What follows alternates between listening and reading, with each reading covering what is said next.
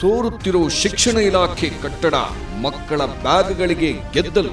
ಶಿಕ್ಷಣ ಸಚಿವರೇ, ಈ ಸ್ಟೋರಿಯನ್ನ ನೀವು ನೋಡಲೇಬೇಕು.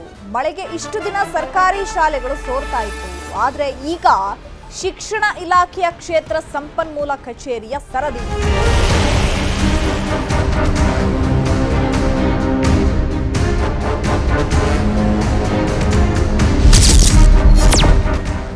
ಒಂದೂವರೆ ವರ್ಷದಿಂದ ಕೊಳೆಯುತ್ತಿದ್ದ ಬ್ಯಾಗ್ಗಳಿಗೆ ಮುಕ್ತಿ. ವರ್ಷದಿಂದ ಕೊಳಿತಾ ಇದ್ದ ಶಾಲಾ ಮಕ್ಕಳ ಬ್ಯಾಗ್ ಇದೀಗ ವಿಲೇವಾರಿಯಾಗಿದೆ. ನ್ಯೂಸ್ 18 ವರದಿಯ ಬಳಿಕ ಶಾಲಾ ಬ್ಯಾಗ್ಗಳಿಗೆ ಮುಕ್ತಿ ಸಿಕ್ಕಿದೆ.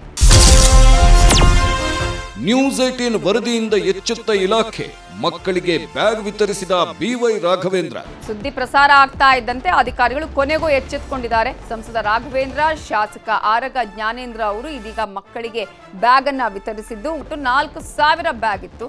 2,500 ಸ್ವೆಟರ್ ಅನ್ನ ಈ ಮೂಲಕ ವಿತರಿಸಿದ್ದಾರೆ.